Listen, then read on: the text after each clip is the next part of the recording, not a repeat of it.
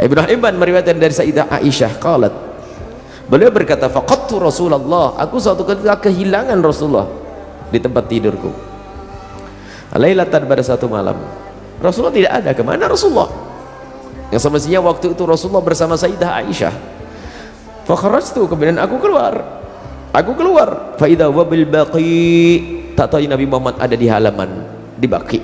Baqi itu kalau ibu-ibu umrah, amin, bapak-bapak umrah, nanti ada kubur Nabi SAW. Kalau kubur Nabi ada di kanan kita, kalau kubur Rasul di kanan kita, maka nanti Baqi ada di kiri kita, agak maju sedikit, agak jauh. Itu Baqi al-Gharqad. Faqala, kemudian nyusul Siti Aisyah. Nabi bertanya, akunti takhafina ayyahifallahu alaiki wa rasuluh?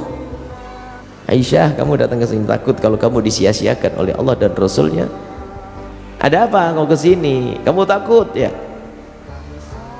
Qultu ya Rasulullah, aku bertanya, ya Rasulullah, ini dhanantu annaka ataita ba'da nisaika.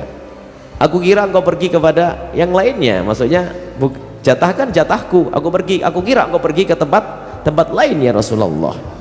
Kemudian faqala, kemudian Nabi Muhammad bersabda, innallaha azza wa jalla, Allah yang maha agung, Allah yang maha mulia dan maha agung, nazala al yanzilu, turun, yanzilu lailatan nisfi min sya'ban, di malam nisfu sya'ban, malam itu, malam ini, ila sama'id dunya, ke langit dunia. Fayaghfiru, kemudian Allah mengampuni, li aktsaro, lebih banyak dari hamba-hambanya, min adadi sya'ri ghanami kilabin, melebihi, lebih banyak daripada bulu ternaknya Bani Kilab. Jadi Bani Kilab itu adalah orang yang paling kaya dengan ternak. Kalau orang punya ternak itu bukan 100 kambing, bukan 1000 kambing, tidak tahu puluhan ribu kambing. Lah bulunya itu loh. Maksudnya itu gambaran ungkapan Nabi tentang banyaknya orang yang akan diampuni oleh Allah di malam nisfu Sya'ban. Dan turunnya Allah bukan Allah turun dari langit ke bawah begitu, karena Allah tidak butuh tempat, akan tapi Allah menurunkan rahmat yang khusus di malam nisfu Sya'ban.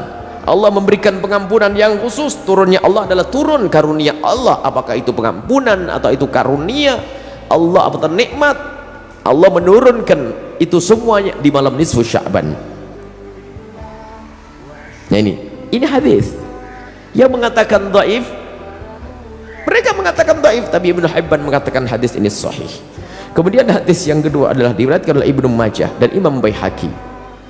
Ibnu Hajjah dan Imam Baihaqi meriwayatkan hadis an Ali bin Abi Thalib, dari Sayyidina Ali bin Abi Thalib radhiyallahu taala anhu qala, beliau berkata, qala Rasulullah sallallahu alaihi wasallam, Rasulullah sallallahu alaihi wasallam bersabda, idza kanat lailatun nisfi min Sya'ban, jika datang malam nisfu Sya'ban, faqumu lailaha, hidupkan malamnya, wasumu naharaha, puasalah siang harinya. Masih ingat puasa Sya'ban semuanya boleh, sunnah. Puasa nisfu Sya'ban juga boleh, bukan jadi bid'ah. Fa inna Allah ta'ala, sesungguhnya Allah subhanahu wa ta'ala, yanzilu fiha, turun, li ghurubi syamsi, waktu terbenamnya matahari malam nisfu Sya'ban, ila sama'i dunya, ke langit dunia. Fayaqulu, kemudian Allah menyeru, bukan Allah turun dengan zatnya lalu pindah dari tempat ke tempat. Jadi ini yang turun adalah karunia Allah, rahmat Allah, lalu Allah menyeru, ala min mustaghfirin li fa'aghfiralah, mana yang minta ampun kepadaku akan aku ampuni. Ala min mustarzikin fa'arzukah, siapa yang minta rezeki akan aku kasih. Ala mubtala, mana yang mendapatkan ujian, sakit, bencana, minta kepadaku, fa'afiyahu, akan aku beri kebaikan kepadanya. Ala kada, ala kada, ala kada, maksudnya Allah menyeru, pengen apa kamu. Dan juga hadis yang diriwayatkan oleh Imam Abu Nuaim yang dikatakan sahih oleh Imam Ibnu Hibban juga, Imam At-Tabrani juga meriwayatkan, beliau berkata bahwasanya perawina adalah thiqat, bisa dipercaya. Dan kalau sudah perawi bisa dipercaya, maka keluarlah hadis sahih, hadis yang bisa diterima, hadis benar. An Mu'adz bin Jabal, dari Sayyidina Mu'adz bin Jabal. Dan ini hadis, mau tidak mau orang yang suka membid'ahkan malam nisfu Sya'ban pun harus mentasih. Kenapa? Mereka kadang-kadang mentasih itu adalah di saat tidak ingat permasalahan khilaf antara kita dengan mereka, bisa mentasih hadis. Tapi di saat tahu hadis itu menguntungkan kita, kadang-kadang mencari bagaimana agar hadis ini jadi dhaif. Ini kan kurang jujur di dalam mentasih hadis. Jadi kalau sudah tahu hadis ini dipakai oleh kita, dicari siapa yang melemahkan hadis ini. Ada sebagian yang tidak jujur seperti itu, sehingga muncul dari mereka itu tanaqudot, pertentangan. Suatu saat mengatakan hadis ini sahih, di kitab lain mengatakan hadis ini dhaif. Hadis ini sahih di satu kitabnya, tapi di kitab lain adalah hadis dhaif. Sahih dhaif, pertentangan. Dan hadis ini dikatakan hadis perawinya adalah thiqat, bisa dipercaya. Sayyidina Mu'adz bin Jabal, dari Sayyidina Mu'adz bin Jabal anin Nabi sallallahu alaihi wasallam, dari Sayyidina Rasulullah sallallahu alaihi wasallam qala yattali'ullaha tabaraka wa ta'ala ila khalqihi lailatan nisfi min Sya'ban. Allah akan melihat secara khusus, setiap saat Allah melihat. Tapi kalau sudah dikabarkan secara khusus, tentu pandangan atau Allah melihat dengan pandangan khusus. Hari ini Allah melihat kita, saat ini Allah melihat kita. Tidak ada yang tersembunyi dari pandangan Allah. Setiap saat Allah melihat kita. Akan tapi di saat dikukuhkan dengan satu sabda Nabi atau firman Allah, maka ini adalah penglihatan yang khusus, yaitu ada di malam nisfu Sya'ban. Kemudian di saat itu Allah fayaghfiru li jami'i khalqi, Allah akan mengampuni semua makhluknya.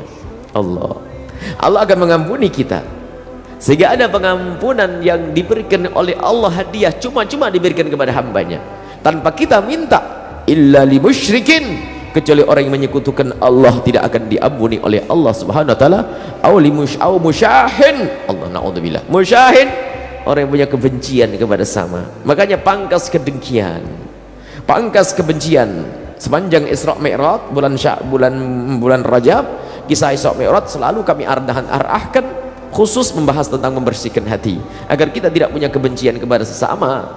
Masih ingat Pak, yang kita hadirkan dalam kisah Isra Mi'raj adalah membersihkan hati. Sayyidina Rasulullah yang hatinya sudah bersih, mau Isra Mi'raj dibersihkan. Sayyidina Abu Bakar untuk bisa nerima Isra Mi'raj dengan bersih hati. Dan ilmu solat sendiri ternyata ilmu membersihkan hati. Maka kalau sudah bersih hati, tidak ada dendam kepada sesama, tidak ada permusuhan kepada sesama, masuk bulan Sya'ban, masuk nisfu Sya'ban, tergolong orang yang diampuni oleh Allah subhanahu wa ta'ala, karena dia bukan orang yang musyrik menyekutukan Allah, dan dia juga bukan orang musyahin yang punya kebencian dan kedengkian kepada sesama. Dan hadis yang serupa diriwayatkan oleh Imam Ibnu Majah dari Abi Musa al-Ash'ari, an Abi Musa al-Ash'ari, dari Sayyidina Abi Musa al-Ash'ari radhiyallahu ta'ala anhu, an Rasulillah sallallahu alaihi wasallam, dari Sayyidina Muhammad sallallahu alaihi wasallam, innallaha la yattali'u fi lailatin nisfi min Sya'ban fayaghfiru li jami'i khalqihi illa li musyrikin aw munafik. Allah akan melihat secara khusus kepada hambanya di malam nisfu Sya'ban, dan Allah akan mengampuni semua makhluknya kecuali orang yang menyekutukan Allah.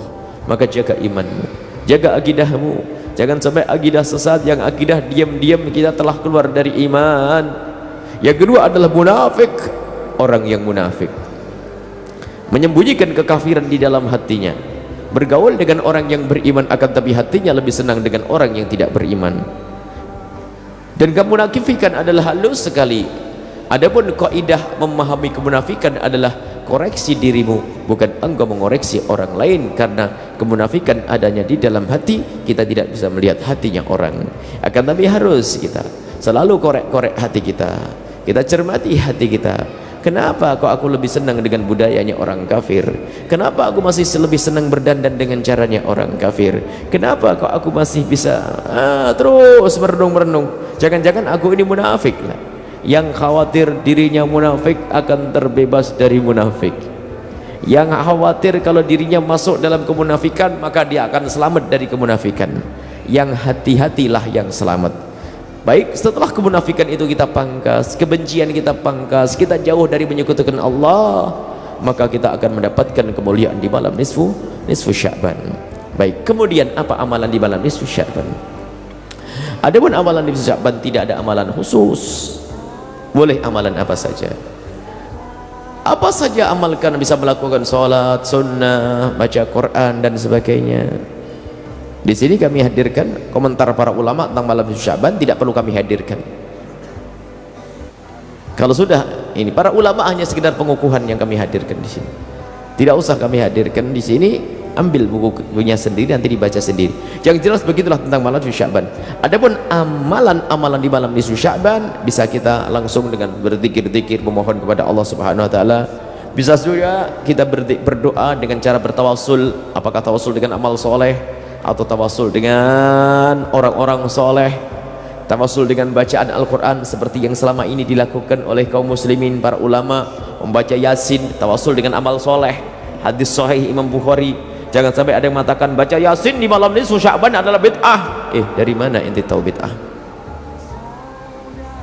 Memohon kepada Allah boleh dengan tawasul amal soleh. Bertawasul dengan amal soleh disepakati, termasuk tawasul dengan orang soleh pun adalah disepakati, kecuali orang yang tidak faham tentang tawasul. Khususnya dengan amal soleh, hadis Bukhari tentang dua orang yang terperangkap di gua, kemudian memohon kepada Allah dengan menyebut kebaikan yang pernah dilakukannya, maka batu di gua itu akan disingkirkan oleh Allah, disingkirkan baku perlahan.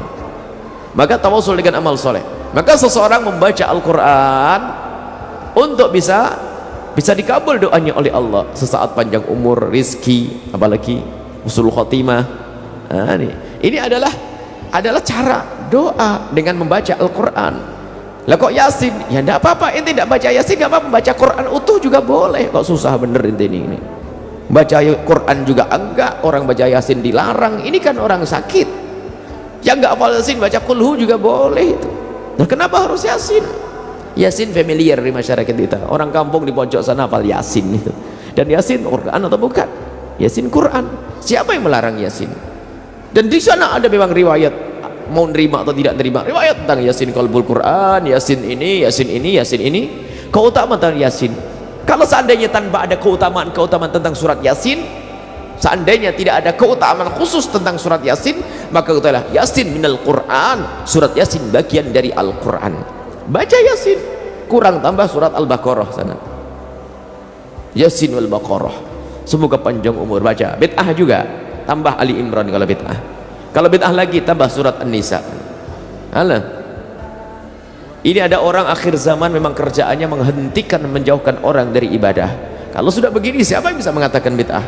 Karena amal soleh, baca Al-Quran. Kenapa harus malam nisfu Sya'ban?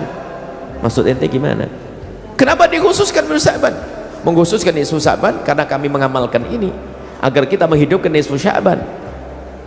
Kok enggak yang lainnya? Oh, yang lainnya ada lagi nanti malam Jumat Yasinan. Menurut ente juga bid'ah juga. Nanti gimana nih? Kita baca Yasin juga.